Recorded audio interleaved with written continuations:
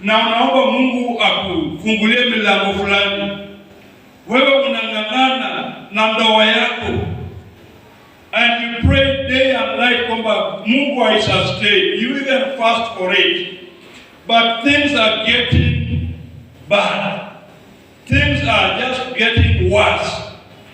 Lakini unapoangalia jirani wako ambaye hata haendi kanisa, jirani yako ambaye haombi venye unaomba, jirani yako ambaye hatoi venye unatoa, unaona kwamba their things are just doing well. And so discouragements come. At times you pray for finances to come your way, and you've done everything right. Umetithe, unatoa sadaka vizuri, you are faithful in your tithing and in everything in your worship, you are faithful. But then the things that you are praying for are not actually coming true. Lakini unapoangalia in the neighborhood, wale ambao mnafanya nao biashara, wale ambao mnafanya nao kazi, they are not tithing, they are not praying as you are praying. But then things are working well for them. Some are even doing things zile ambazo outrightly Biblia inakataa. Kwa hivyo maisha wakati mwingine iko na changamoto. At times unapata kwamba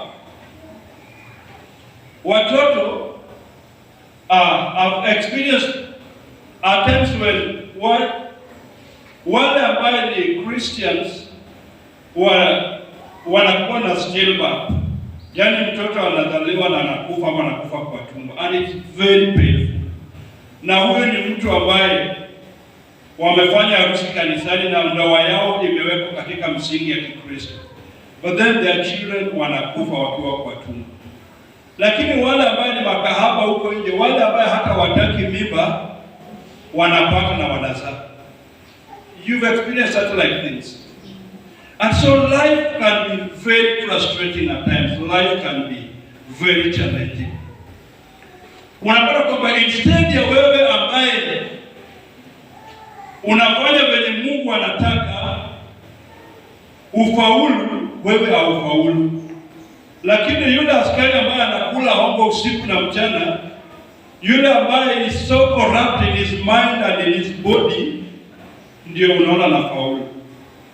Na hata wakati mwingine wananunua magari, na mchungaji wetu mwenye anahubiri kila siku anatoa fungu la 10, ile kitu amewahi nunua ni baiskeli tu ya jana.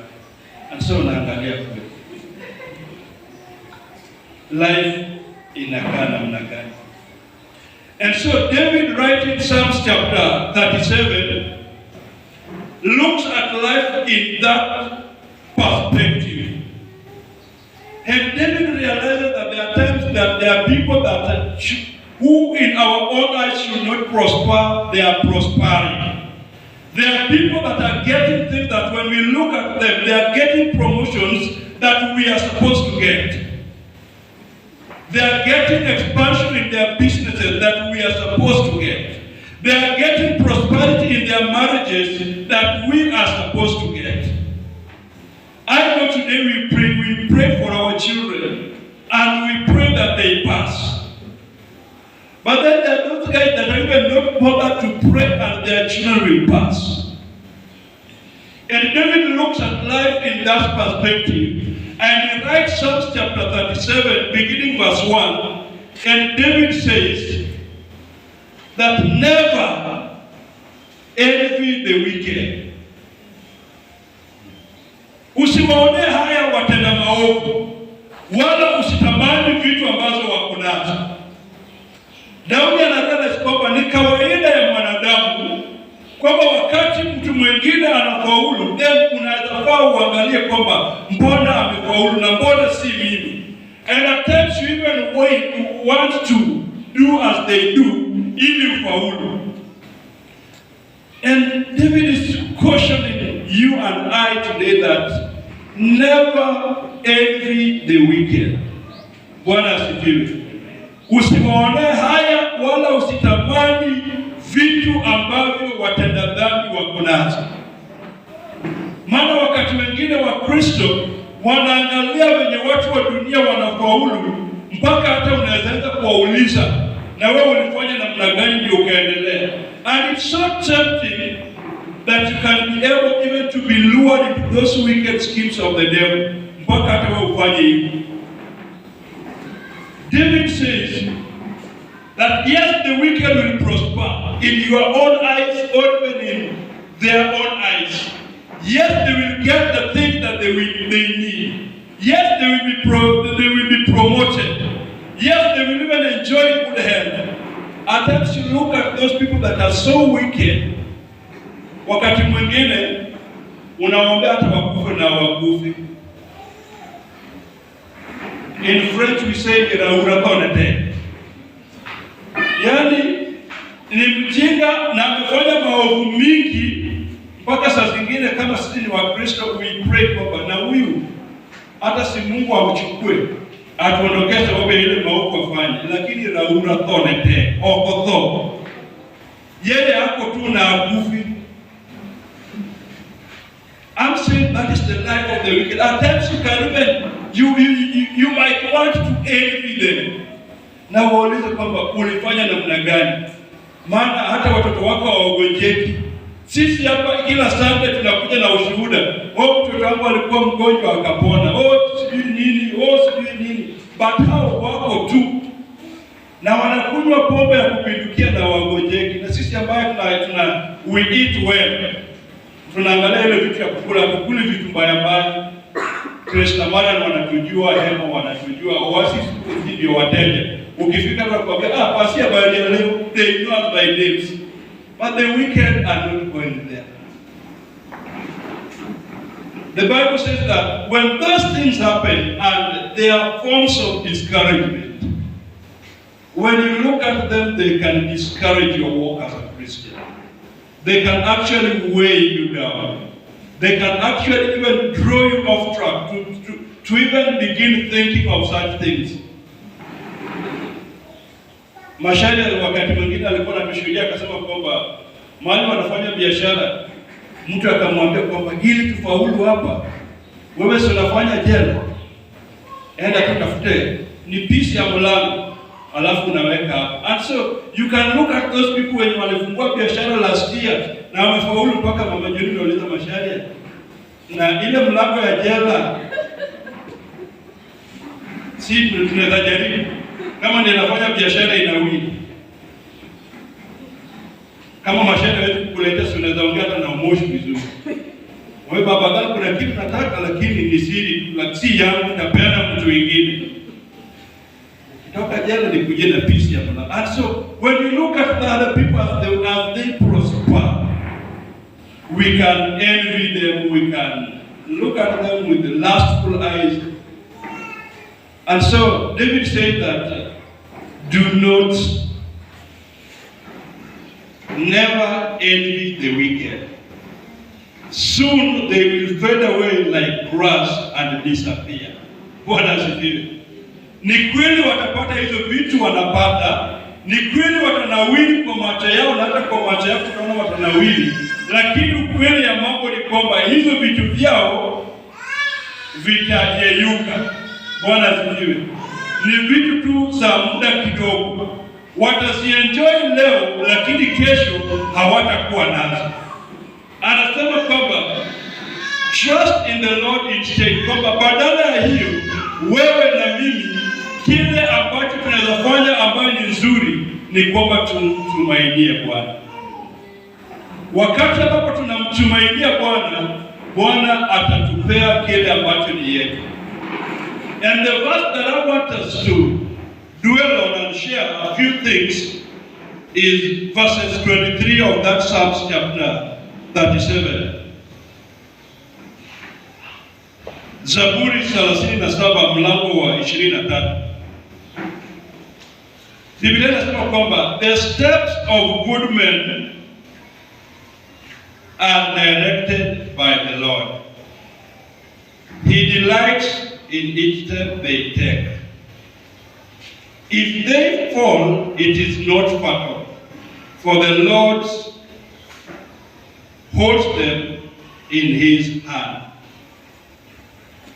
David mentions that This life that we are in is about taking steps. Bwana asifiwe. Bwana Yesu asifiwe. Amen. And those steps that we are taking, anasema kwamba the good men, the righteous men, their steps are ordered by the Lord. Wale watu wengine ambao wanafaulu katika njia za mkato wanatafuta shortcut, hawataki kufollow the steps. But David tells us that it is something that we need to realize kwamba we are living a life that we should always know and appreciate that it is one step at a time. Bwana asifiwe. And one thing with steps is that at times they are painful, at times they are very tiresome.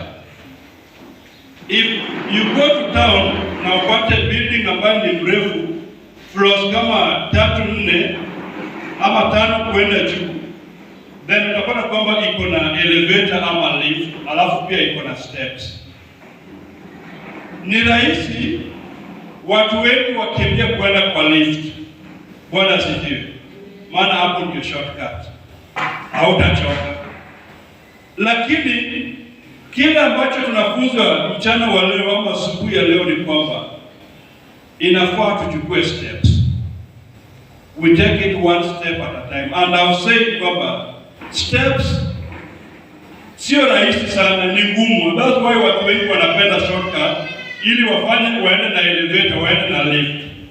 As a young boy, wakati mwingine nilikuwa napenda kukanyaga steps na unaruka ukienda haraka. But as I grow old, siku hizi hata kupanda steps wakati mwingine nachoka. Ukiniambia kwamba kuna hii stairs, nipande hapa na nipande ingine, then wakati mwingine naona uchovu. Na natamani kama ingekuwa na lift ingekuwa ni rahisi. Biblia inatuambia kwamba hizo steps zako za mwenye haki Mungu anayajua. Bwana asifiwe. Now God takes us through those steps so that you and I can be able to mature. Maana without those steps, ukipeleka na elevator haraka, technology imeleta na itakuwa haraka, but you might not be able to understand and appreciate the process. And that's why it is just good that at times we take those small steps one at a time. Bwana asifiwe. Elevator ni nzuri, lakini inakuja haraka, na what if ifike huko juu na ukwame ama elevator ikosekana? Hautakuwa na wakati mzuri, rahisi sana kuweza kuteremka ama kurudi chini. Utapata labda ile shortcut unaweza ya kurudi chini kama hukutaka steps ni ya kuanguka. A friend of mine alipanda juu ya miti when we were at the National Youth Service. Akapanda huko juu, alafu bahati mbaya akatoka huko juu akaanguka. Then you know it was an offense kupanda miti kwanza, ama ni kukwea miti. Then instructor wakampata wakamuuliza, "Wewe ni nini? Kurutu ni nini?" Atafanda nilipanda juu alafu nikafuta shortcut ya kurudi, nikapata shortcut ni kuanguka chini. Na mtu mmoja anaongea hivyo alianguka na akavunjika mkono. So at times when we do not take the steps right, then tunapata shortcut ya kurudi chini ambayo ni kuanguka. When we take the steps and they are being ordered by the Lord, then we'll be able to learn the process and we'll be able to mature in that process. Many Christians today want things that are very fast. Fast food, hii chakula tu ya microwave, tunataka tu kitu ya haraka haraka. Tunataka kuku ya broiler hii inachukua wiki 2 na imemachua. And those are the things that we want. Everything, ukienda kwa soko, ama kama wewe hata ni mkulima, then unauliza hii mbegu inamachua lini, which means we are very much in hurry. And the hurry that we have been in has even caused us a lot of problems. Today, all over the world, people are crying about issues like cancer. And you look at the things that are bringing us cancer, even the type of foods that we eat, and they are just those very fast foods that we want. Tunataka vitu za haraka, tunataka shortcut. Hizi ambazo tunaita GMO. And so this morning I just want to tell us that for this walk of faith, for this Christianity walk, we should learn to take steps. Because the Bible says that the steps of a good man are ordered by the Lord. We should learn to take steps. And I said and I know that as you take steps, they will be painful. As you take steps, they will be tiresome. As you take steps, they will be very strenuous. As you take steps, at times you might not love them, but then that is what is good for us, for you and I to be able to grow as Christians. Hallelujah. Amen. For somebody to mature, then we must take those steps. Just for 3 reasons that I want to mention, and then we finish. Number 1 reason as to why we should embrace taking steps as the Lord orders them is that growth requires time. Even spiritual growth requires time. Growth in our lives requires time. Growth in our businesses requires time. Hata kama kuna njia za mkato, lakini kama wewe ni mkulima wa mahindi, ukipanda mahindi leo hautaivuna kesho. Bwana asifiwe. It requires time ili mahindi ikue. Wale ambao ni wamama, ukipata mtoto siku ya kwanza, ukipata mtoto awe conceived in your womb, then it requires time 9 months ndio mtoto aweze kutoka nje awe anaitwa mtoto yule ambaye amezaliwa. Haina shortcut. And so growth requires time. Wapendwa, I want also to bring it to us that the things that we need, God has good plans for us, because that is what he says in the book of Jeremiah. That for I know the plans I have for you, plans to do you good and plans to prosper you. But even as he plans to prosper you, it is not a one-day thing. It is not a one-day event. It requires time that God will make you to grow and mature, and thereafter he will be able to prosper you. The things that are done haphazardly, wakati mwingine sio nzuri, wakati mwingine yanakuja yanaporomoka. You look at even the houses zile ambazo zinajengwa, mtu anapata leo anataka kujenga nyumba, one touch ajenge, inafikanga mahali inaporomoka. Because even that house, ili ijengwe vizuri, it requires kwamba ijengwe, wakati mwingine itulie, ikauke, ifanywe curing, ifike lintel, iachwe tena hapo ikauke. But if you miss those steps because uko na pesa, na umeleta fundi 100 ufanye hiyo kazi, watakujengea ghorofa na itafika juu, na baada siku 3 itaanguka. Because you did not take time with the things that you are growing. So, number 1 thing that we need to understand today, for us to reach our level of maturity, for us not to be able to envy those guys that are prospering, learn that growth takes time. Could be yule mtu ambaye unamuonea wivu. It took him a lot of time afike mahali ambapo amefika. Lakini wewe sababu unamuona leo, unafikiria tu kwamba aliamka leo na kawa venye yako. It took me time niwe mtu ambaye niko siku ya leo. Bwana asifiwe. It took me time, effort and practice and masomo niwe mtu ambaye niko siku ya leo.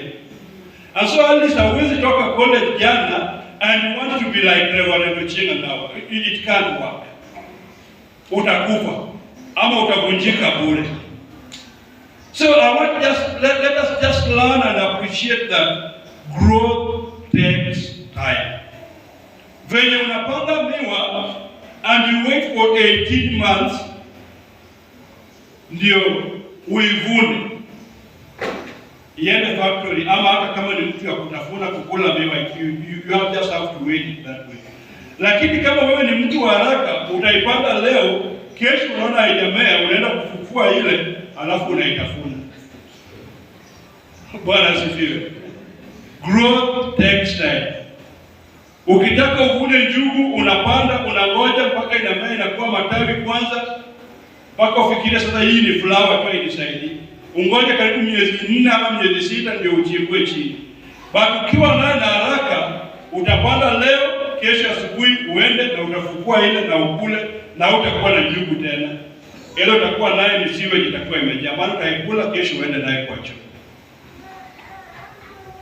So it's good to learn that growth takes time. If you want to grow anything, if you want to grow spiritually, if you want to grow in your business, if you want to grow in your marriage, know that for a fact, growth will take time.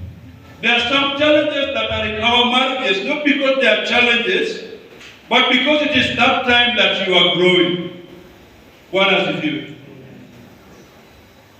Kuna wakati katika ndoa when you are around 1 or 2 years old in marriage and Mama Chris akawa na hiyo shida ya mama so anipendi. And so I thought kwamba hii ndoa haitafanya. Then somebody, our mentor in marriage akatuambia kwamba hiyo ni kawaida. Hiyo kitu kingine imemtoa kwa inatoa bwana yake kwako, sasa itanipeleka kwa nani? And if I was stupid, I would have thought kwamba anipendi na ningemfukuza, and sasa hivi tungekuwa na watoto na singekuwa na nyasi. But because that guy taught us, I realized that it takes time for some of these things to go. There are problems that you are facing today that will just go with the time. What does it do? There are problems that are not worth praying for. They are just worth taking time and giving time. Things that are done in hard. The Bible, the New Testament, the book of Matthew, Jesus gives us a story of 2 boys. One of them comes and says to his father, Daddy, mimi nimekuwa mwanaume. Hii mali ulipewa na babu yako, na venye babu yako alikugawia hata sisi inafaa tugawie. Mimi leo nipe mali yangu, mimi nijipange, mimi ni mwanaume, nipange maisha yangu. And so because this boy, unajua ni yeye aliharakisha baba yake. I think in the mind of the dad, these guys were not mature, kwa hivyo hawangetosha kugawiwa mali. And so this boy akaona kwamba dadi ananipotezea wakati, nipe yangu. Na kwa sababu alipewa kama wakati haukuwa umefika, he messed up, ikakuliwa na ikapotea mpaka ikaisha mpaka kakula na nguruwe. Bwana asifiwe. There are things that yes you need, but God is saying it should take time. You have not matured for it. And labda wewe umemature for it, but as your husband, can your husband handle it? Can your children handle what you are praying for? Can your wife handle what you are praying for?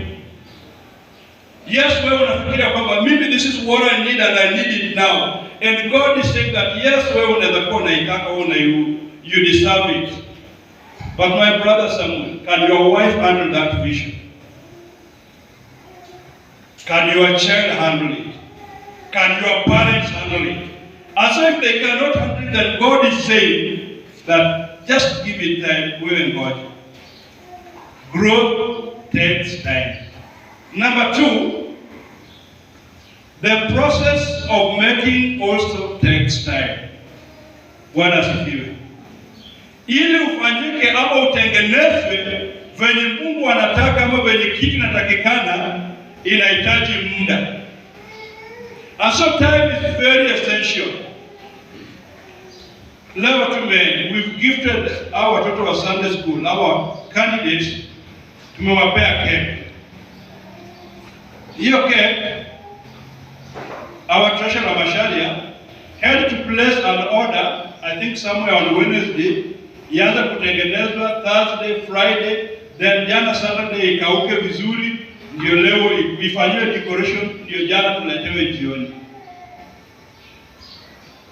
It required some good time. The process of making that cake required some good time ili hiyo cake itengenezwe na iwe maridadi venye iko.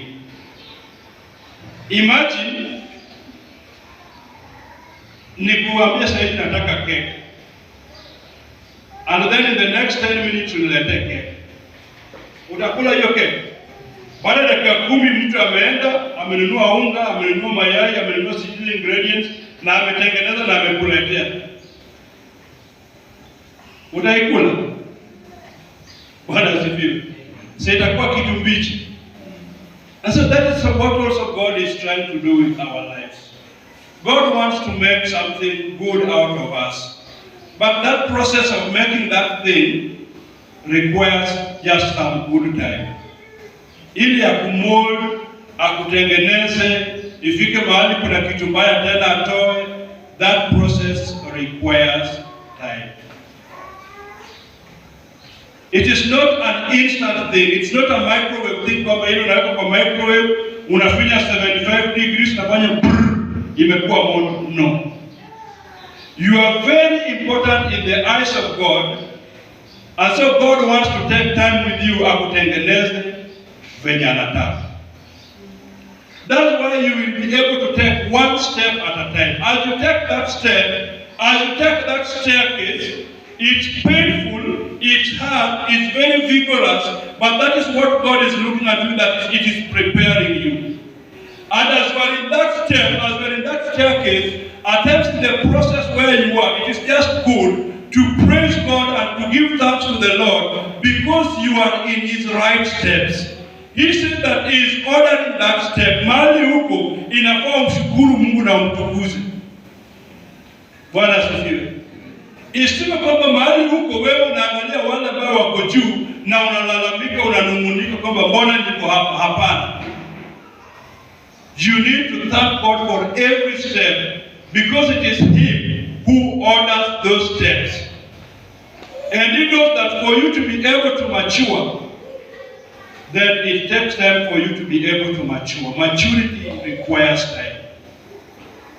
The process of making requires time. And as you wait on Him, as you take those steps, it's just good to be able to thank God. It's just good to be able to appreciate God. You thank Him when you are single. Thank Him when you are married. Thank Him when you have children. Thank Him when the children are not coming forth. Thank Him when you have money. Thank Him when you do not have money. That's why Paul says that I have learned to be contented in everything.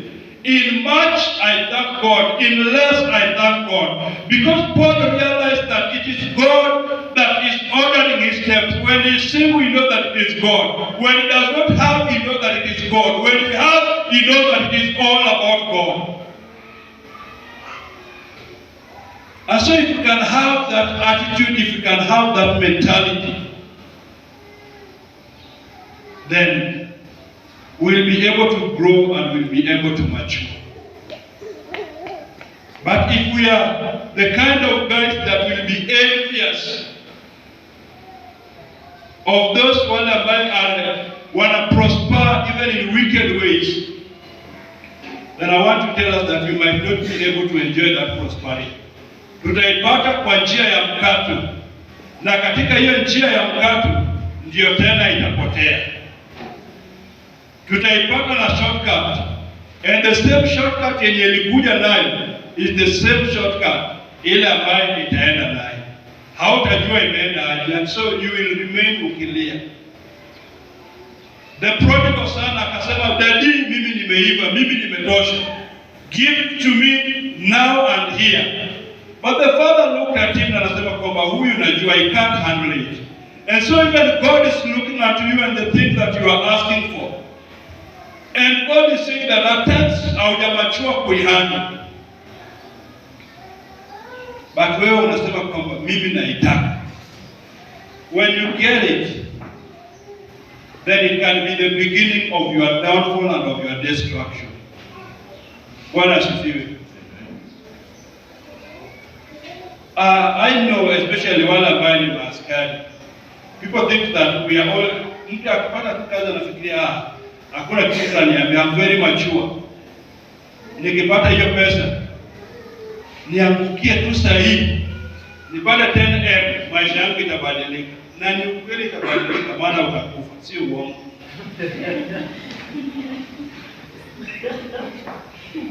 Bwana asifiwe. Hata hii chacha utakosa amani bure tu, Mama Sheila. Akirudi tu, alafu simu akwambia babe, ama nakuitanga babe, anaita babe. Tunajua nini? Umepata 10M leo. Kwanza utaangalia useme tunafanya nini kwa hii nyumba ya jela hii ndogo hii. itawasumbua akili. The only time mtakuwa sober ni wakati umebaki na kitu kama 50,000. Money is bad. My first loan, when we were enlisted, tulikuwa tunachukua loan maximum ilikuwa 120,000. And so mimi nilichukua 120. Though haikunipeleka mbio sana, lakini nilichukua na nikaitoa kwa banki yote, nikaiweka kwa nyumba. And so nilikuwa natoka kazi na kuja na hesabu na nikaanza nasema haki ya Mungu. Naweza enda tu nikae huko nje alafu nirudi nijispread tu kwa nyumba na hesabu nasema hata mimi ni Mungu. 120 only. And so there are things that we could be prayed for that can be the beginning of our downfall. Bwana asifiwe. And so I just want to tell us that the process of making takes time. That's why hata unaangalia biashara zile ambazo watoto wanaachiwa manyumba kubwa, magorofa, a big business, mingi huwa zinaanguka kwa sababu they did not take that time with that process and they do not know the nitty and the gritty about it.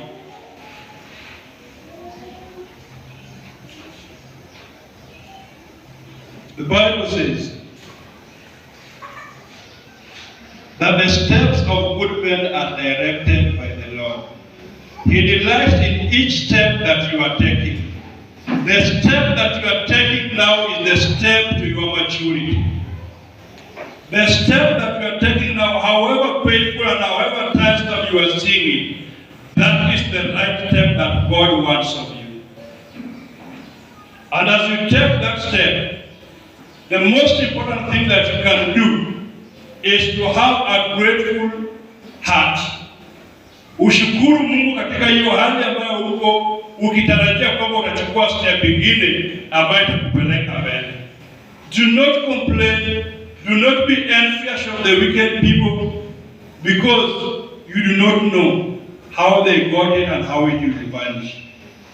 I've said that when you see somebody mahali ambapo amefika, you do not know the process ile ambayo amepitia. And so trust God for your process. Trust God to take you through it. It will take time. That process will take time. Your maturity will take time. But when it rightfully comes, it will be the best thing. Bwana asifiwe.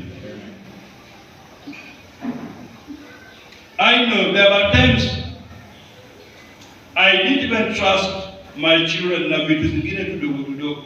By the way, me in my house, tumenunua gas, I think 5 years ago. Sio kwa sababu hatukuwa na pesa, but because I didn't trust when we were newly married, then Chris akazaliwa akawa miaka karibu 2, then tukawa na msichana mwingine tulikuwa tunaishi naye. Hakuwa mkubwa sana, alikuwa mdogo. Na group ya kina Fabian, sijui Fabian alikuwa wapi. Then siku nyingine tumeenda na Nyasembo kutembea. Then tukarudi jioni tukapata watoto wadogo, mmoja miaka 2, mwingine miaka 3 wanawakisha gas. Nilipochukua gas nikapeana kwa jirani. Nilinunua juzi. I even did trust them na gas. But sasa hizi naambia Chris, weka gas, unichemshie maji ama weke kile chakula tunakula. There are things that God cannot trust you with kwa sababu anakuangalia anaona wewe bado ni mdogo. Na hata ni vyema asiondoe atupeleke kwa jirani. Maana sikikaa kwa hiyo nyumba, siku nyingine atarudi apate melipua nyumba yote. Kama wakina Kristo walikuwa wameanza kuhakisha hiyo gas, na wenyewe wakati gas zilikuwa zinalipuka. Hata siku hizo wamezitengeneza vizuri. Around early 2000 hapo kwenda juu 2005, 6, 7 au kwa namaliza wiki kabla usikia gas imelipuka. Sasa nikapata mtoto wa miaka 2 wameamkisha gas. Nafanya na wanafurahia, wanashangilia. Inatoa sauti mzuri. That's at times what God is looking at to you. Nasema kwamba he cannot trust you. I believe Omondi, huwezi trust Beckham na ile kifunguo ya pikipiki yako. Mwambie Beckham chukua hii endesha enda naye. But Morgan unaweza mtrust naye, si ndio? Because ati nilijua ataanza kuendesha, anajua. And so God can also not trust us with something because we've not matured to that level. Learn and understand that the process of making takes time, and for you to mature, it will take time. As you wait for it, have just a heart full of thanksgiving. Let us pray. Father, we thank you because we were created in your image and we are created to domineer and have dominion over this earth. And there are things that the Lord are for us. How we pray this afternoon that as we wait upon you, Lord, open our eyes, that we'll be able to know and understand the right timings for them, that we'll not be able to be envious of things that are not for us, that we'll not be able to be envious of the wicked, because we know that our timing for that is not yet. As we take steps, as we take baby steps, Lord, they are tiresome, they are tedious, but Lord, we know that it's best for us. Help us that we'll be able to appreciate you in everything and in every step that we are taking. For this is our prayer in Jesus' name I pray. Amen.